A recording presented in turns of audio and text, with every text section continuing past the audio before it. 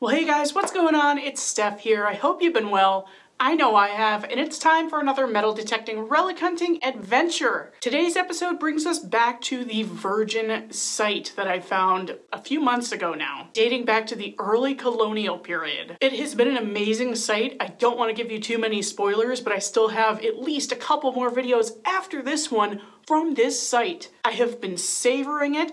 I usually only go for maybe 2, 3, 4 hours at a time, and every single time I find something awesome. In fact, this week I found something that is so tough to find, I've only got 2 of them. And the one you're gonna see in today's video is number 2, lifetime, in terms of, you know, counting, whatever. I am getting off track. I do this in the intro all the time, so let's shut up and get to some treasure hunting right now. Well, hi everybody. We are back at the virgin cellar. I can't call it a cellar hole because it's been filled in.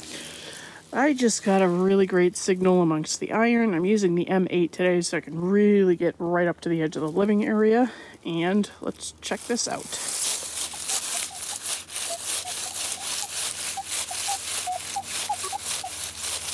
Barely squeaking through.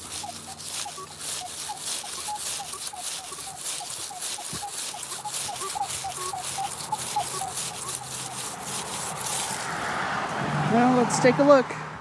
Sorry for the cars whipping by, and also I've gotten some comments. I'm going to take a moment here that I'm swinging over the target too many times and it's causing people to become impatient. I've gotten only a few comments like that, but guys, I do that for Manticore users because usually they will want to see how the trace develops. So if you don't like that, I don't know what to tell you.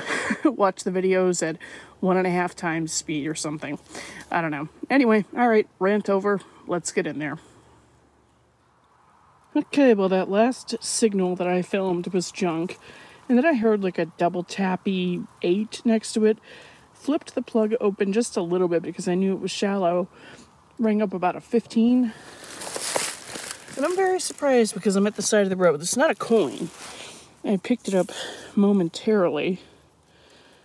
But it looks like it has a hole in it. Huh. And the back, I think this is pewter and it's actually in really good condition, whatever it might be. Let me give that a brush. I'll come right back. And I am no closer to understanding what this is. It actually doesn't look like it got holed all the way through there, whatever it might be. But I really am convinced it's pewter. That's what it looks like. Yeah, it looks like someone did definitely try to hole it, though. Weird. And that could have been a post for a button shank. I really don't know. Huh. But we found that right on the lip in the trash, so good sign. Definitely home site related. This is not anything new. So hopefully once I get home, clean it up a little bit, it'll offer more clues as to what it was. Just for the sake of interest, the front is actually starting to come up green. I put a little water on it just to see what would happen. You can see as it dries out, it's definitely green there. But yeah, the back is pewter. I don't know. Anyway, I just wanted to show you that in case this turns out to be something really phenomenal. And yeah, we'll keep moving. Cool. Well, here's an easy signal right on the lip of the cellar. Yeah, at least with the 8-inch coil. I have no idea if the M11 would hear this or not. Probably though.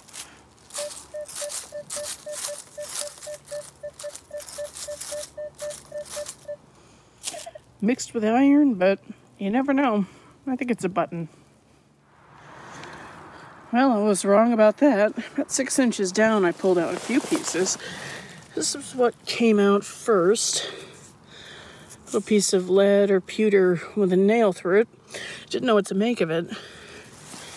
And then the rest of it came out, which also has a nail through there. Very interesting.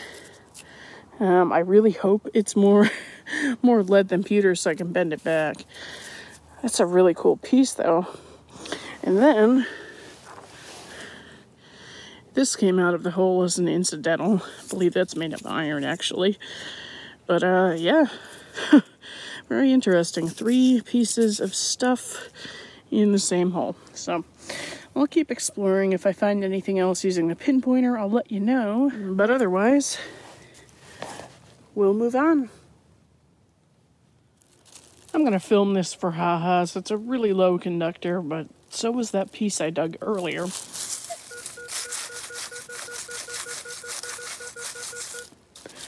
Seems to be a good alloy. Let's go get it. I had a feeling it might be one of these. About 6 inches down. I just got it out over here. And I'm not in the sun. Where's the sun? Looks like a beautiful little tomback button. Maybe not tomback. I can't really tell now. Ah! Where did you go? Where did you go? Oh, there we go. Okay. Wasn't convinced I was going to get that on camera.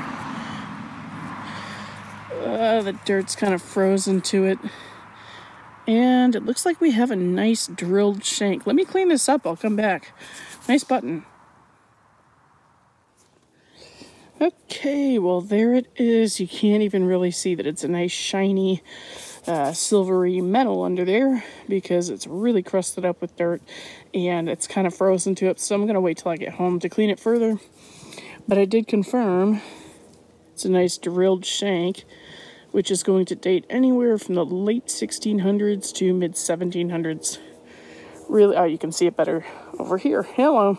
I found an exact match to this one, size and everything out here before, so pretty cool to be able to match it up with the other one.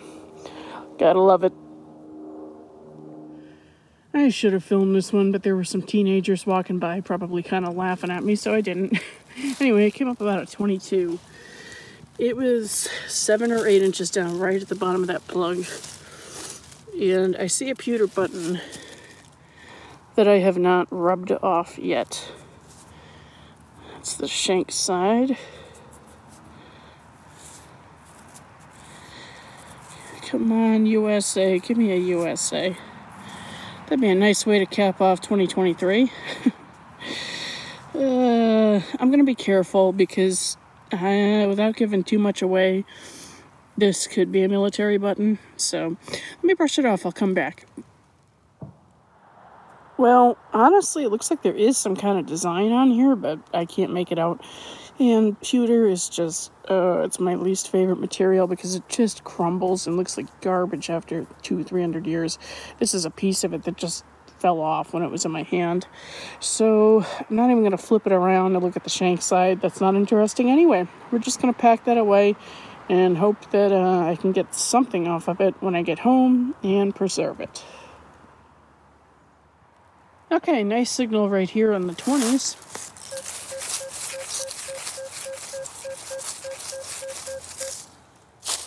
Let's check it out. Well, I can see what it is, and I'm quite pleased.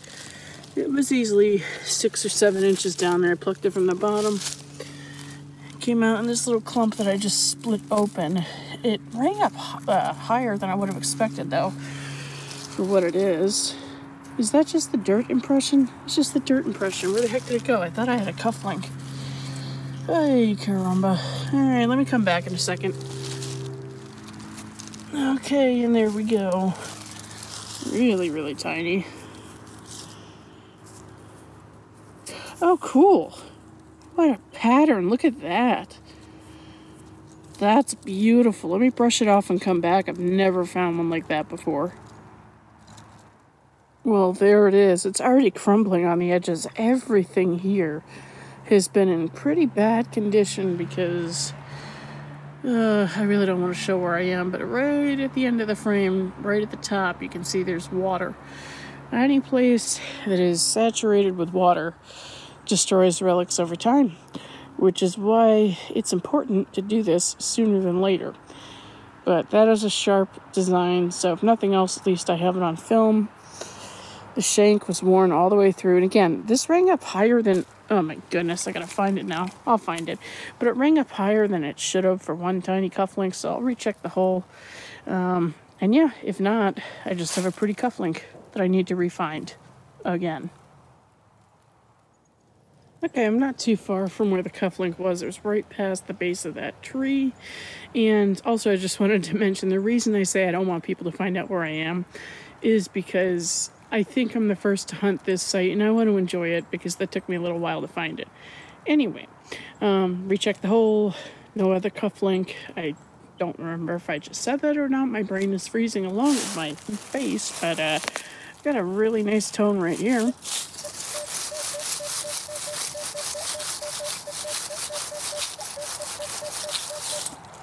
Kind of one of those signals that really could be anything, so let's find out.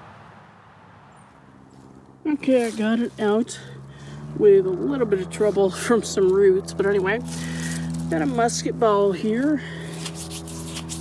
Seems to be dropped versus fired, so it's going to be a nice condition. Smaller caliber, maybe a 58. You can see the seam from when it was cast. It's pretty cool. I will gladly take it. Nice, loud, and proud signal right here.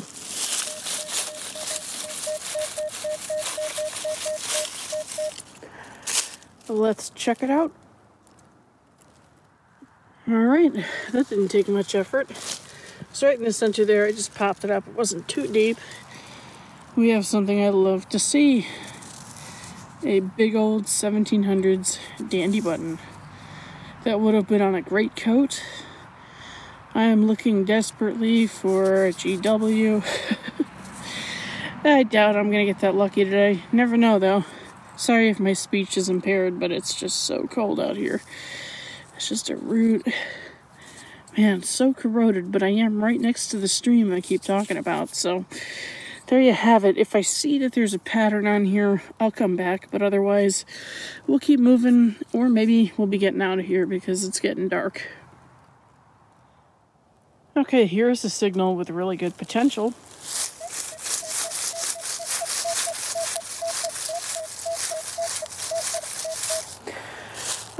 Well, I'm not going to do any more live digs today because you cannot see the screen too well, but let's check that out. Don't mind me, I'm just savoring this. I guess I am going to show you the signal now that I got the plug up.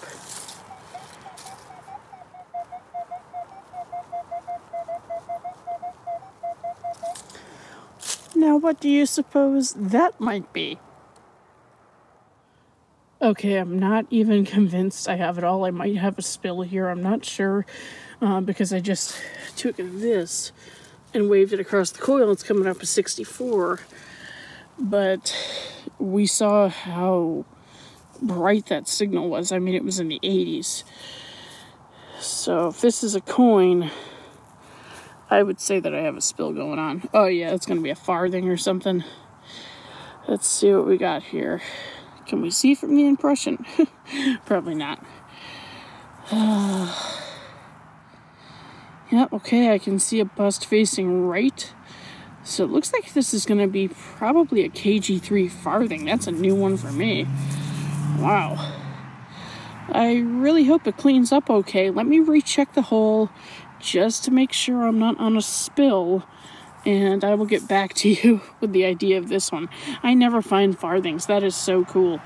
Hopefully it cleans up okay. Okay, I rechecked the hole. Nothing else in there. But I was wrong about the type of copper that I just dug. That is Lady Liberty facing to the right. That is a draped bust half cent. My second ever. It's like caked in orange. I guess it must have been up against some iron. And the back would have half cent in the middle with a 1/200 at the bottom, but the back looks like it's beyond saving. The front doesn't look too terrible though, at least not to me. Maybe to you guys, but to me it looks beautiful and exciting and aptly timed because it's all the way dark. That's why my camera's going out of focus, but we persevered. We got an awesome coin. Time to pack it in. Awesome. But naturally, on the way out, I got like a 55 signal. I mean, it was all but 2 inches deep. Just got this button right here. It looks like there might be a back mark, but the front is interesting because I can't tell if it's just chunk or if there's actually something on there. So that's why I'm filming this, just in case, and, you know, just to document the hunt. So, okay, now we're really gonna get out of here. I am freezing. Okay guys, that's gonna wrap it up for today. I really hope you enjoyed this week's episode. If you've made it this far and you did enjoy it, and you haven't already done so, please consider going ahead and hitting that subscribe button and the notification bell so that you don't miss a single video from me in the future. There's a lot more to come from this site and some absolutely immaculate, gorgeous coins and some great relics too. So have an awesome week, everybody, and we will see you next week.